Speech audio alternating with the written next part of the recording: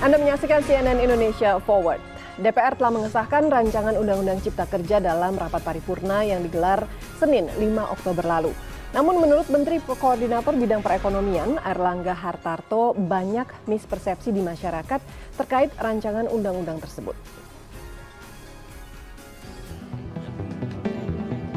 Menteri Koordinator Bidang Perekonomian Airlangga Hartarto mengungkapkan banyak mispersepsi menyangkut rancangan Undang-Undang Cipta Kerja. Salah satunya adalah terkait klaster pekerjaan. Dikutip dari detik.com, Airlangga Hartarto menyatakan akan menjelaskan isu yang beredar agar masyarakat yang belum sempat membaca undang-undang secara lengkap setidaknya mendapatkan pemahaman mengenai isi klaster dalam undang-undang tersebut. Masyarakat juga diminta tidak mudah percaya dengan hoax yang sudah sangat banyak beredar di masyarakat terkait RUU Cipta Kerja. Sejumlah poin yang menjadi mispersepsi di masyarakat antara lain mengenai isu penghapusan upah minimum, pembayaran pesangon, pemutusan hubungan kerja, waktu kerja yang eksploitatif, penghapusan hak cuti haid dan cuti melahirkan, pekerja outsourcing diganti dengan kontrak seumur hidup, tenaga kerja asing, dan lainnya. Dikutip dari detik.com, Ketua MPR RI Bambang Susatyo juga menegaskan, pengesahan rancangan Undang-Undang Cipta Kerja yang dilakukan DPR bersama pemerintah bertujuan untuk mempermudah masuknya investasi, membuka lapangan pekerjaan, serta meningkatkan kompetensi tenaga kerja Indonesia. Hal ini bertujuan untuk meningkatkan daya saing Indonesia di mata dunia. Banyak informasi beredar mengenai Undang-Undang Cipta Kerja yang baru saja disahkan DPR. Namun tidak sedikit kesalahan informasi ataupun hoaks yang beredar. Dan berikut adalah beberapa penjelasan diantaranya yang telah dihimpun oleh tim Litbang CNN Indonesia.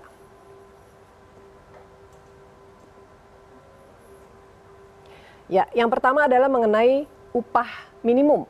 Banyak informasi yang beredar bahwa Undang-Undang Cipta Kerja menghapus ketentuan upah minimum sektoral dan hanya menyisakan upah minimum provinsi.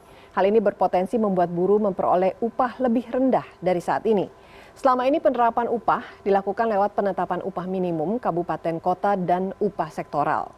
Namun dalam Undang-Undang Cipta Kerja, upah minimum kabupaten kota ditetapkan oleh gubernur dengan syarat tertentu. Hal ini sesuai dengan pasal 88C Undang-Undang Cipta Kerja tentang ketenaga kerjaan. Syarat tertentu ini meliputi pertumbuhan ekonomi daerah dan inflasi pada daerah yang bersangkutan. Upah minimum kabupaten kota juga disyaratkan harus lebih tinggi dari upah minimum provinsi. Sedangkan di pasal sebelumnya ditentukan oleh kecukupan hidup layak. Ketentuan ini juga akan diatur lebih lanjut dengan peraturan pemerintah. Ini harus dijaga karena selama belum ada peraturan yang baru, aturannya akan merujuk ke peraturan pemerintah yang lama. Yang kedua adalah mengenai mispersepsi mengenai pesangon ketika terjadi pemutusan hubungan kerja.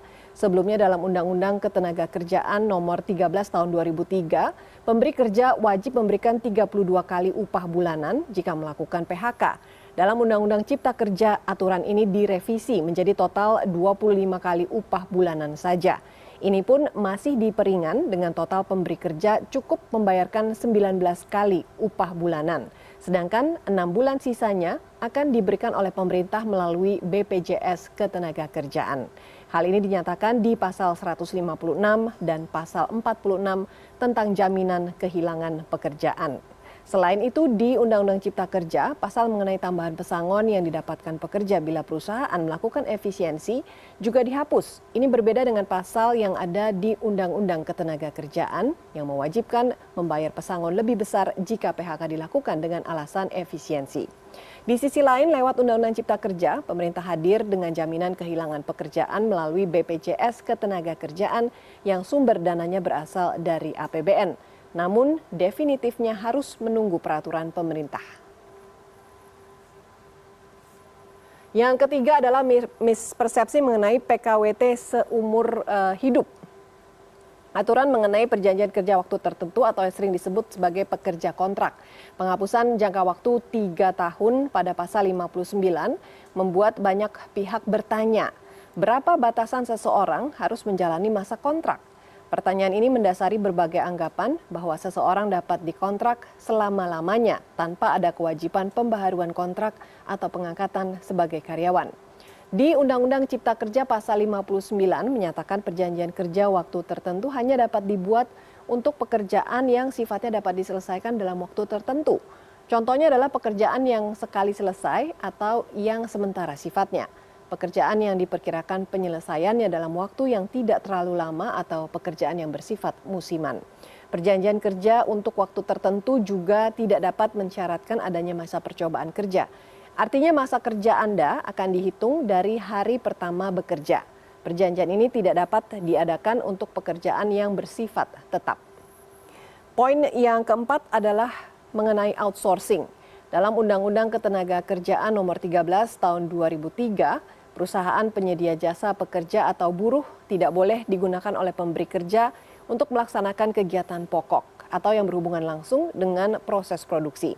Di Undang-Undang Cipta Kerja, persyaratan tersebut ditiadakan. Hal ini membuat tidak ada batasan jenis pekerjaan yang dapat dikerjakan perusahaan outsourcing.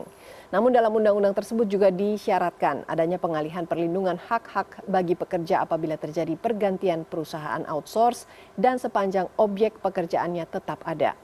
Perusahaan outsource juga diwajib berbadan hukum dan memenuhi perizinan berusaha yang diterbitkan oleh pemerintah pusat.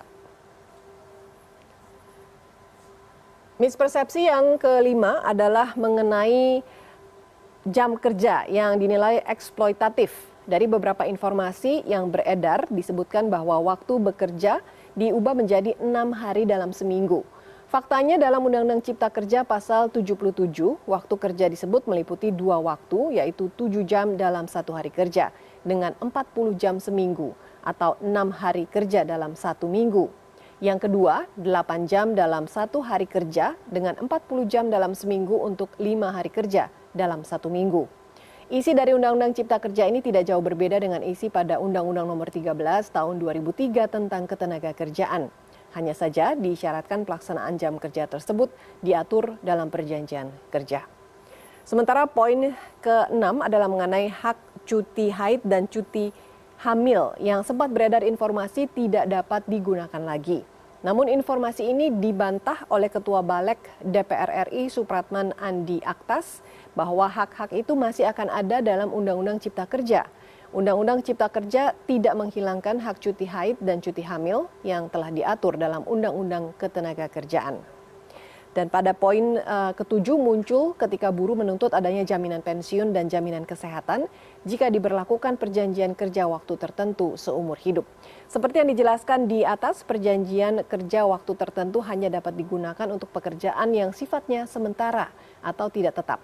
Namun di Undang-Undang Cipta Kerja juga ditambahkan bahwa pekerja PKWT tetap mendapatkan jaminan semacam jaminan pensiun melalui pemberian kompensasi setelah berakhirnya kontrak. Sedangkan untuk jaminan lainnya berupa jaminan kesehatan, jaminan kecelakaan, jaminan kematian tetap ada dan sama dengan pekerja tetap. Nah, fakta apa saja yang salah dimengerti dalam RUU Cipta Kerja? CNN Indonesia Forward segera kembali.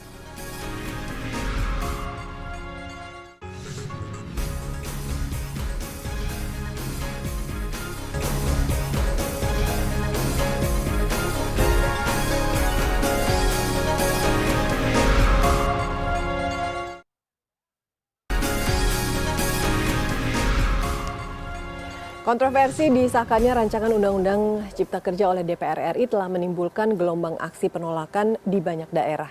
Beberapa pasal dalam klaster ketenagakerjaan dianggap bermasalah dan mendapatkan reaksi yang keras khususnya dari elemen buruh dan mahasiswa. Meski begitu, pemerintah dan DPR telah satu suara dan meyakini jika RUU ini menjadi pilihan terbaik guna menggenjot ekonomi Indonesia yang terkena dampak pandemi COVID-19. Lalu apakah benar RUU Cipta Kerja sangat merugikan pekerja? Ataukah masyarakat yang belum mengetahui fakta di balik Undang-Undang Cipta Kerja?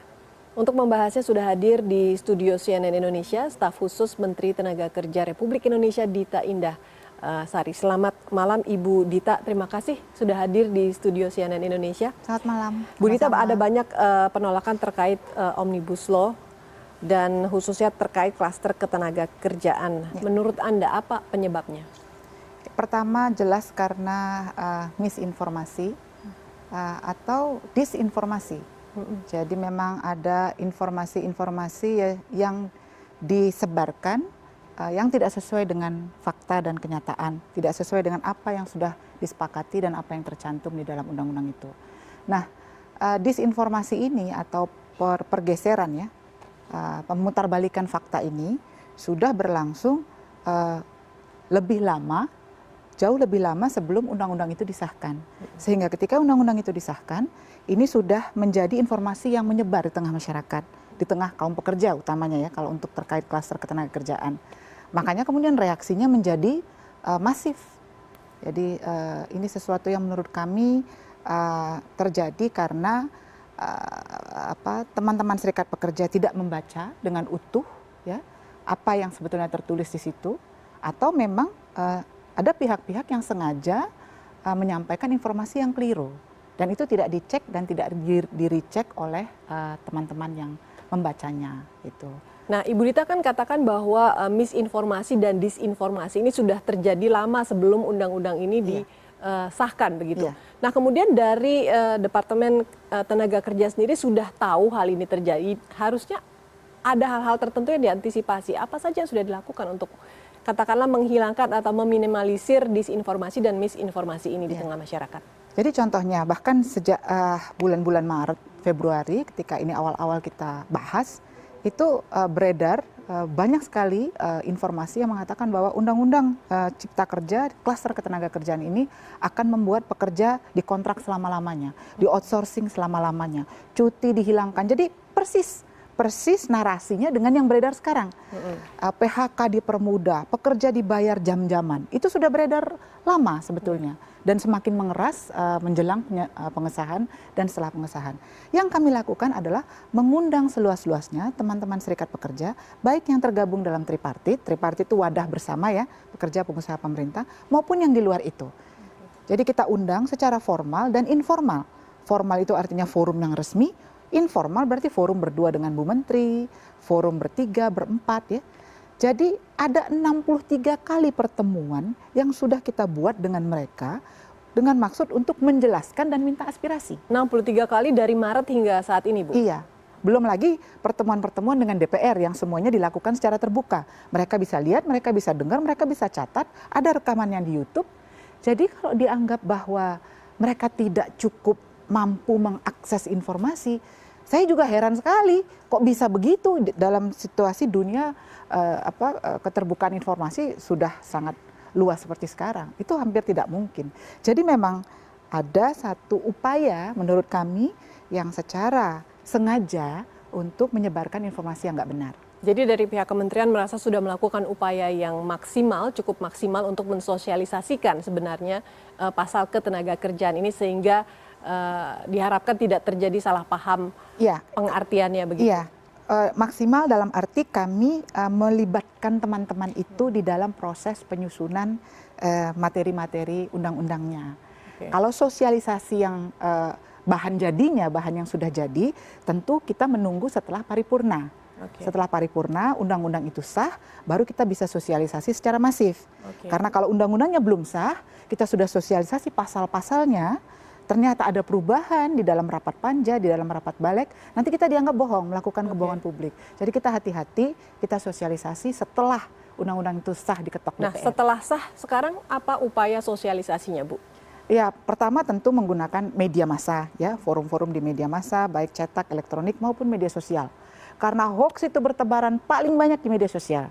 Jadi kita pemerintah gotong royong untuk membantu menjelaskan di media sosial juga melalui berbagai meme, ya, video, infografis maupun wawancara-wawancara menteri-menteri terkait kita tayangkan di media sosial. Oke. Nah, dalam pertemuan-pertemuan yang sebanyak 60 kali lebih itu 63 kali tersebut tripartit, apakah dalam pertemuan itu sudah tercapai titik temu? Karena pada kenyataannya setelah disahkan kelihatannya ada poin-poin yang masih bertentangan ini antara apa yang diinginkan oleh buruh dan apa yang diinginkan oleh pemerintah dan pengusaha. Iya, jadi undang-undang ini adalah upaya kami untuk mencari jalan tengah dari begitu banyak kepentingan yang berbeda. Ada kepentingan pekerja formal, ada kepentingan pekerja informal, ada kepentingan pengusaha besar, pengusaha menengah, pengusaha kecil.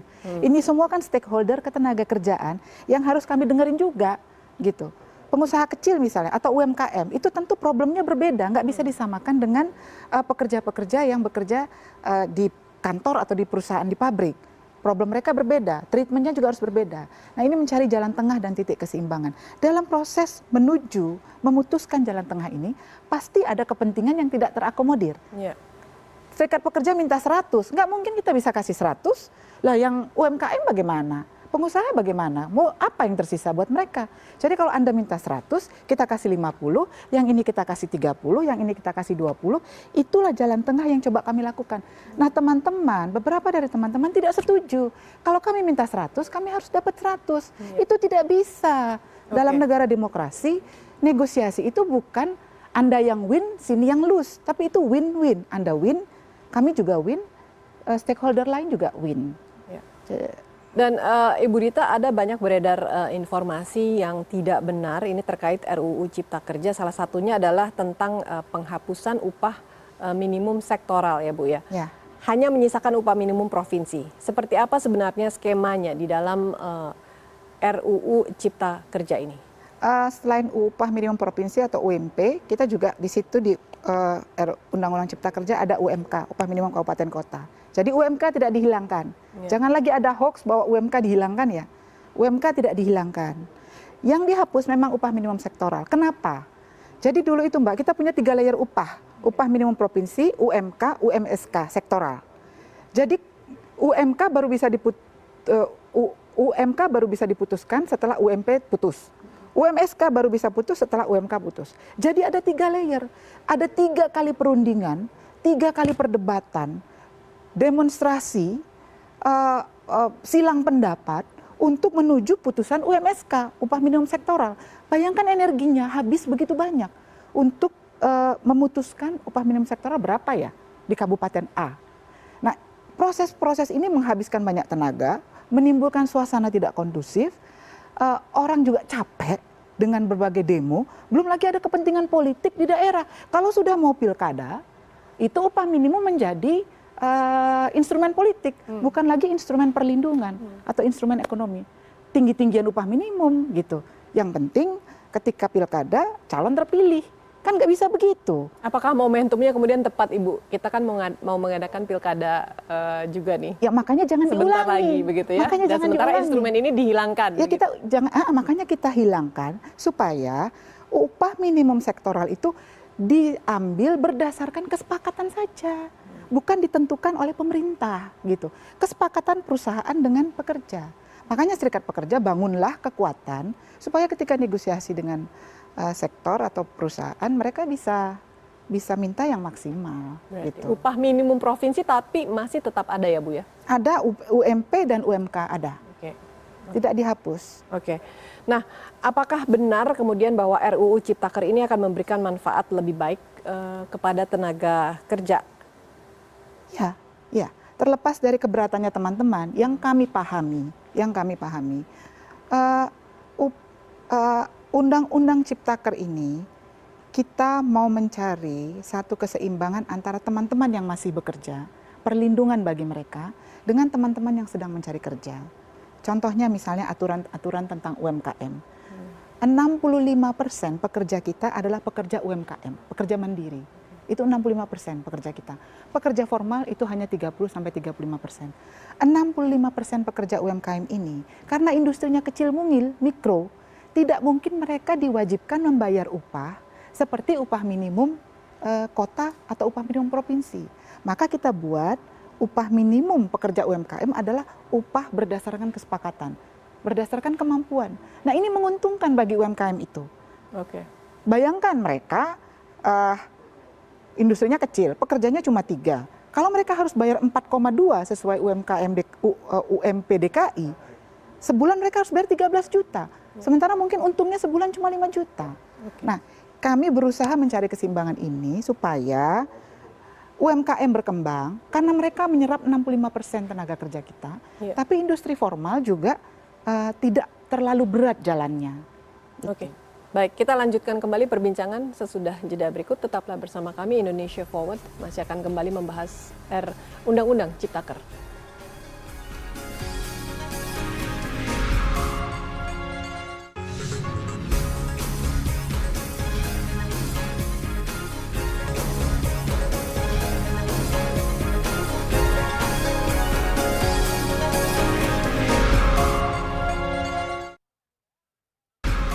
Terima kasih Anda masih di Indonesia Forward. Ibu Dita, tadi sudah dikatakan bahwa Undang-Undang Cipta Kerja ini sebenarnya dibuat tentunya untuk memberikan keuntungan bagi tenaga kerja. Selain tentunya juga menjaga kepentingan pengusaha dan juga pemerintah. Tapi ada satu poin yang banyak sekali dibicarakan dan diprotes dan membuat masyarakat cukup emosi. Ini adalah mengenai masalah pesangon yang katanya berkurang dari 32 menjadi 25 bulan. Ini benar, Bu? Iya, jadi 32 berkurang menjadi 19, kemudian ada tambahan 6 bulan dari BPJS Ketenagakerjaan. Kenapa pesangon dikurangi? Teman-teman marah-marah kan? Saya jelaskan, kami jelaskan bahwa pesangon di Indonesia adalah yang tertinggi di Asia. Tapi produktivitas pekerja Indonesia adalah yang terendah di Asia. Rata-rata produktivitas tenaga kerja di Asia 78%, kita 74%. Jadi pesangonnya itu paling tinggi, tapi produktivitasnya paling rendah. Nah ini kan harus disesuaikan. Nah, itu yang kenapa ini ada penyesuaian. Yang kedua, Undang-Undang Tenaga Kerja Undang-Undang 31, Undang-Undang 13 tahun 2003 yang menetapkan pesangon 32 kali itu adalah produk 17-20 tahun yang lalu. Selama 20 tahun, situasi ekonomi berubah, persaingan global menguat, teknologi berubah, cara kerja manusia berubah, bentuk-bentuk pekerjaan berubah. Makanya undang-undangnya juga harus diubah. Salah satunya tentang pesangon. Kenapa pesangon ini kemudian menjadi dalam tanda petik beban bagi dunia usaha, sehingga apa konsekuensinya? Daripada saya bayar pesangon 32 kali, mendingan teman-teman pekerja ini saya pekerjakan aja dengan sistem kontrak. Supaya tidak dengan perlu sistem bayar pesangon. Karena menghindari pesangon. Kalau dia sudah kerja 10 tahun, saya harus bayar berapa? Dia kerja 20 tahun, saya harus bayar berapa? Tapi kalau dia sistem kontrak, saya tinggal perpanjang kontraknya 2 tahun, 2 tahun, 2 tahun, selesai. Atau outsourcing seumur hidup. Apakah itu yang teman-teman mau dengan tetap ngotot pada 32 kali gaji? Ya kan itu kemudian membuat keamanan dan kelangsungan kerjanya terancam. Jadi menurut saya coba lihat fakta. Jangan hanya lihat angkanya besar 32, yang sini cuma 25, lalu ada selisih 7, lalu menganggap pemerintah tidak adil. Mereka nggak lihat dalam realitas itu merugikan kalau pekerja juga. Kemudian pesangon sudah diturunkan menjadi 25 kali, apakah kemudian lubang-lubang yang tadinya bisa digunakan oleh pengusaha demikian tidak menjadikan pekerja tersebut sebagai pekerja tetap tapi malah pekerja sementara saja atau kontrak, apakah itu bisa diminimalisir dengan pesangon yang hanya 25 kali? Iya, jadi peluang bagi pekerja untuk di-hire sebagai pekerja tetap itu menjadi lebih besar. Karena begini, seseorang ketika dia dipekerjakan sebagai pekerja tetap, ada loyalitas di dirinya. Dia merasa ikut memiliki perusahaan, sehingga bisa didorong, bisa dipacu untuk bersikap semakin maksimal dibanding karyawan yang dipekerjakan dengan sistem kontrak atau outsourcing. Dia pikir anytime saya bisa di PHK kok. Begitu kontrak saya habis ya, kalau dia nggak suka sama saya bisa di PHK. Tapi kalau dia pekerja tetap, dia tahu bahwa dia long term dimiliki di perusahaan ini. Dia bisa karir path-nya atau jenjang karirnya bisa meningkat. Outsourcing dan kontrak dia tidak punya jenjang karir loh. Selama ini ya, kalau sistem ini tetap berlaku seperti yang lama. Nah, jadi kita ingin memberikan kepastian dan peluang dia menjadi karyawan. Nah, itu dari segi pengusaha yang bisa memberikan kepastian lebih begitu mengenai status karyawan itu sendiri. Tapi kalau dari pemerintah, Bu, apakah ada kemudian kompensasi dari pengurangan pesangon 32 menjadi 25 kali? Iya, jadi kan kita menambahkan item di dalamnya yaitu vocational benefit atau benefit yang didapat pekerja dalam bentuk pelatihan. Kita ingin ketika teman-teman di PHK, mereka masih tunggu dapat pekerjaan baru. Mungkin masa nunggunya 6 bulan. Dalam masa 6 bulan, kamu upgrade lah dirimu. Kamu latihan lah di mana. Kalau kamu senang kamera, kamu latihan menjadi kameramen yang profesional. Kamu dapat sertifikat, begitu kamu mau apply kerja di tempat yang baru, kamu bawa sertifikatnya. Dan itu semua gratis. Pelatihannya 6 bulan gratis, sertifikatnya gratis, dia dapat ilmu, dia datang, dia apply kerja, saya mau gaji yang lebih tinggi, saya sudah certified sebagai kameramen misalnya. Nih kameramen yang di sini, itu bisa dilakukan. Nah, itu kan benefit yang didapat teman-teman, bentuknya bukan cash, intangible, tapi itu konkret untuk menaikkan posisi tawar. Nah, ini coba dihitung, dinilai sebagai sesuatu yang didapat meskipun dari 32 jadi 25. Gitu. Nah, Ibu Dita, banyak juga yang khawatir bahwa Undang-Undang Cipta Kerja ini akan memperkuat sistem outsourcing dan juga status pekerja kontrak. Apa benar? Ya, jadi begini, ada satu progres di dalam undang-undang ini yang tidak ada dalam undang-undang sebelumnya, yaitu pekerja kontrak, begitu mereka kontraknya selesai, misalnya Mbak nih, dikontrak 2 tahun sebagai presenter. Selesai kontraknya 2 tahun, nggak diperpanjang misalnya, mudah-mudahan sih diperpanjang terus dan jadi tetap ya. Tidak diperpanjang. Dulu, say goodbye, tidak ada apa-apa. Sekarang diberi kompensasi. Proporsional berdasarkan masa kerja. Jadi paling tidak sebelum ada assignment kontrak lain masih ada uang pegangan gajinya. Nah itu progres dalam undang-undang ini yang kita tambahkan supaya pengusaha tidak seenaknya saja memutus kontrak orang. Kalau dia memutus dia harus hitung bahwa saya harus sediakan kompensasi juga. Yang kedua, nggak sembarangan kontrak itu bisa pekerja itu bisa dikontrakkan. Ini kan teman-teman hoaxnya tuh begini. Sekarang sangat mudah mengkontrakkan orang, easy hire, easy go, easy come, easy go gitu. Enggak, syarat-syarat mengkontrakkan pekerja itu masih memakai syarat-syarat undang-undang lama. Karena itu yang diminta teman-teman, ya itu yang kita kasih. Jadi banyak yang mereka minta kita kasih, tapi ada juga yang nggak kita kasih. Nah tapi ya diapresiasi dong yang sudah dikasih, yang belum dikasih ya itu memang kita pertimbangkan juga untuk kepentingan stakeholder lain. Baik, berarti ketentuan untuk mempekerjakan pekerja kontrak masih terikat dengan undang-undang yang lama, begitu ya Bu ya? Masih. Baik, nah yang cukup kontroversial dalam Undang-Undang Ciptaker ini adalah tentang dugaan eksploitasi tenaga kerja dan juga dihapusnya beberapa hak cuti karyawan, seperti misalnya tadi cuti hamil atau cuti haid, begitu. Cuti hamil, cuti haid. Saya mau, mana kameranya? Saya mau bicara, cuti hamil, cuti haid. Saya atas nama pemerintah mengatakan bahwa cuti hamil kepada para pekerja perempuan ya, cuti hamil dan cuti haid tetap ada, tidak dihapus. Amin. Dan tetap dibayar. Cuti hamil adalah 1,5 bulan sebelum melahirkan dan 1,5 bulan setelah melahirkan. Menteri Tenaga Kerja itu perempuan, Ibu Ida Fauziah. Saya juga perempuan, Mbaknya juga perempuan. Jadi tidak mungkin kita hapuskan hak mendasar kita sebagai perempuan pekerja. Jadi tolong cuti hamil dan cuti haid tetap tidak dihapus. Kenapa bisa muncul anggapan bahwa dihapus? Saya nggak paham. Cuti hamil dihapus, cuti haid dihapus, kemudian outsourcing seumur hidup, kontrak seumur hidup. Itu absurd.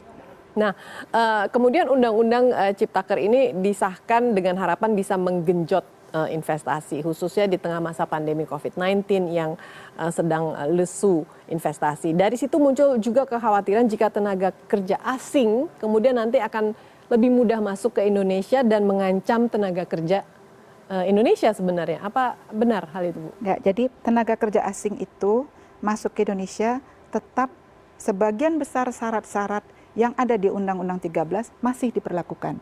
Pertama, mereka harus jelas perusahaannya yang memasukkan mereka. Perorangan nggak boleh. Jadi kalau mau hire tenaga kerja asing nggak boleh perorangan, harus perusahaan. Yang kedua, perusahaan itu harus mengajukan rencana. Anda mempekerjakan 20 tenaga kerja ke asing. Oke, namanya siapa, asalnya apa, kompetensinya apa, berapa lama, kerja di mana, dan sebagainya. Dan rencananya harus tertulis. Approval dari Kementerian Ketenagakerjaan. Yang ketiga, harus ada standar kompetensi. Kalau si TKA itu mau bekerja taruhlah sebagai kameramen misalnya. Dia harus tunjukkan bahwa saya punya sertifikat kameramen. Nah, jadi nggak boleh dia di-hire tanpa ada sertifikat kompetensinya. Kemudian yang terakhir adalah bahwa tenaga kerja asing tidak boleh bekerja sebagai direktur atau manajer HRD personalia, nggak boleh. Jadi kalau ada, itu langsung kita deportasi dan langsung di blacklist. Nah, standar kompetensi dari para pekerja asing ini siapa yang mengeluarkan dan seperti apa, Bu, standarnya? Yang mengeluarkan tentu negara tempat dia berasal, tempat dia belajar misalnya, sekolahnya atau training centernya yang ada di sana. Itu disubmit bersama-sama dengan rencana pengajuan tenaga kerja asingnya, disubmit semua data-datanya, lalu kita review apakah jabatannya itu sesuai dengan standar kompetensinya. Kalau jabatannya adalah misalnya manajer keuangan, tapi standar kompetensinya adalah tukang las, itu kan nggak matching. ya berarti tidak bisa diterima, tidak bisa masuk. Kalau dia direktur keuangan, maka dia harus standarnya lulusan Fakultas Ekonomi misalnya. Ya. Nah, yang menentukan dan mengawasi bahwa standar kompetensi tersebut sudah sesuai dengan peraturan yang berlaku di sini siapa Bu nantinya? Kementerian Tenaga Kerja. Kementerian Tenaga Kerjaan. Kita kan punya sistem yang ketika mereka submit, kita bisa review, kita bisa panggil untuk wawancara, tatap muka, untuk betul-betul memeriksa apakah ini sudah sesuai data dengan orangnya. Oke. Dan skop pekerjaannya tadi Bu bilang tidak boleh jadi direktur HRD. Nggak boleh. Tapi boleh. skop pekerjaan lainnya apa yang boleh dan apa yang tidak boleh lagi? Kebanyakan sekarang gini, untuk tenaga kerja asing, jabatan-jabatan yang boleh diduduki tenaga kerja asing ini akan diputuskan atau didetailkan di dalam Perpres. Itu bunyi Undang-Undang Cipta Kerja. Jadi nanti akan dikeluarkan Perpres. Jadi bakal ada Perpres baru yang mengatur hal tersebut. Apa saja sih jabatan dan profesi yang boleh dan tidak boleh, negatif dan positif list untuk orang asing. Oke, kita lanjutkan kembali sesudah jeda. Tetaplah bersama kami Indonesia Forward.